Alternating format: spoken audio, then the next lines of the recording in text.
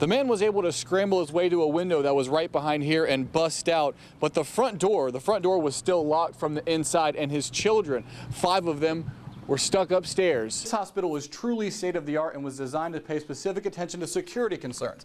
Smoldering brush like this is what worries firefighters because a change in wind could reignite the blaze and put houses like this one in danger. Liz, take a look at this scene, a very active scene right now. This is Fairbanks Avenue, just east of Edgewater, and Orange County deputies responded here just within the last half hour. Yeah, Liz, firefighters actually had to come back out here this morning because of flames that sparked back up in the collapsed roof. I can tell you that it still smells like thick smoke out here more than 9 hours after this blaze first started. Drew Petrimoulx has been covering this trial since the beginning, and Drew, some of the testimony is very controversial. Yeah, Jamie, the defense fought hard to keep this evidence out of the trial, but in the end, the prosecution won out, and today, jurors will see it. The prosecution has shown the emotional testimony of Casey's family. Someone let me. Come on. Now the state is beginning to lay out evidence. In court yesterday, crime scene investigators showed jurors what they collected from Casey's car. Is that a single human hair?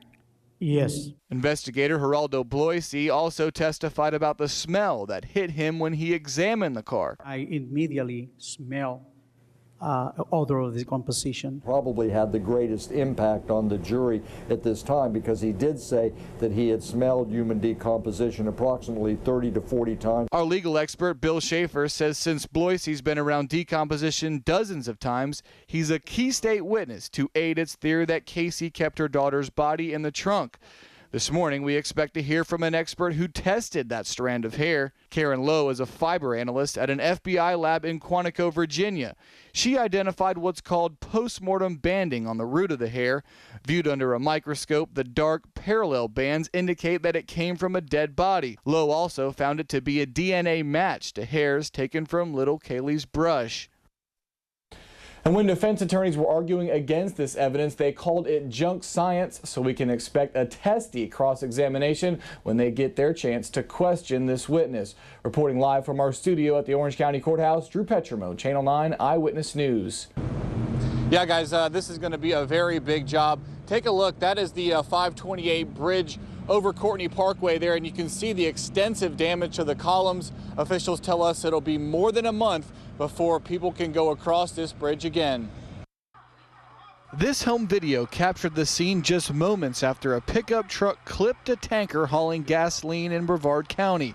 Mark Smith was one of the first to try to help. I tried to run into it up to the point where my clothes were going to start to catch on fire. Little could be done, and both drivers died in the inferno. Investigators say they were burned so bad dental records will have to be used to identify them. It's a pretty serious situation, you know, when you see life in front of you and then you can't help that life. Into the night, Department of Transportation crews worked to assess the damage. The massive fire engulfed the 528 overpass of Courtney Parkway.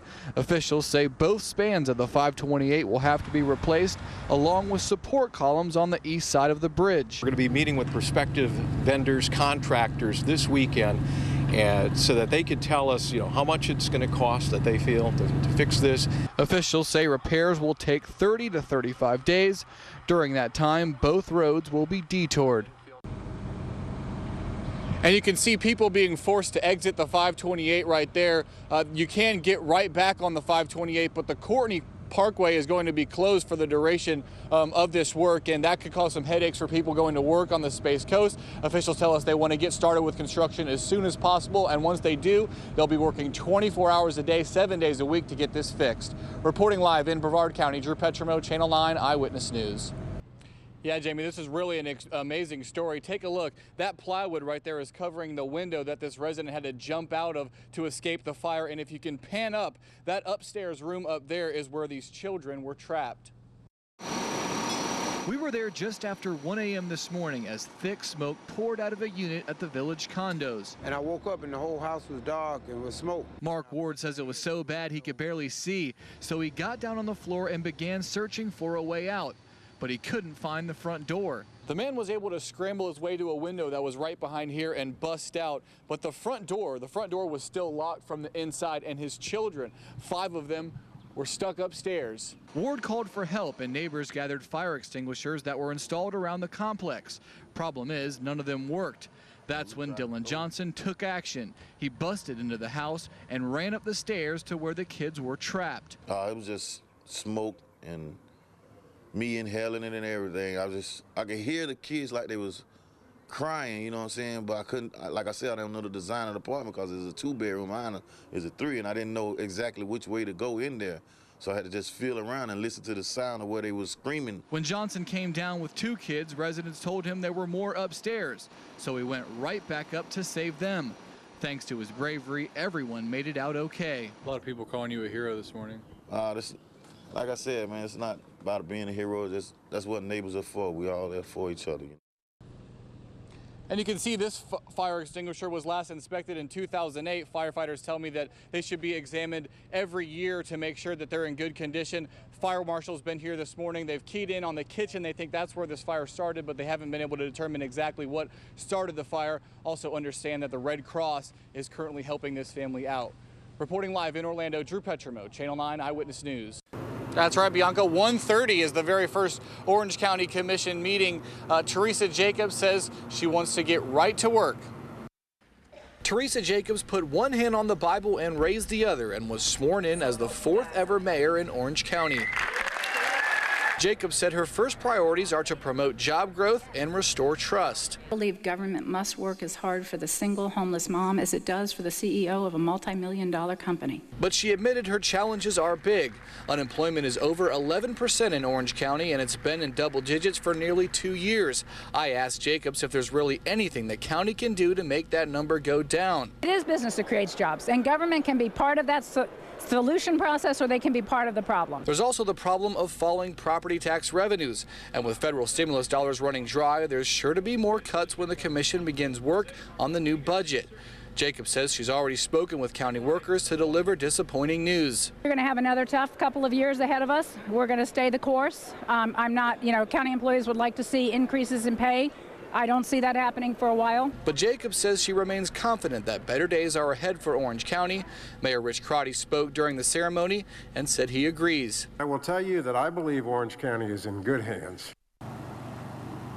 And 2 new commissioners and 2 re-elected commissioners were also sworn in today. When they meet this afternoon, one of their first jobs will be to elect a vice mayor for the county. Reporting live at the Orange County Convention Center, Drew Petrimoulx, Channel 9 Eyewitness News. Yeah, Jamie, we're here at the Space Coast Regional Airport where the Air Mobile Ministries have kind of set up a mobile command center, and this is what it's all about right here. These are the water filters. They're going to be leaving tomorrow to bring 10 of these to Japan. Now, these things can pump out 20 to 25 gallons of clean water. It basically takes in dirty water, puts out 20 to 25 gallons of clean water.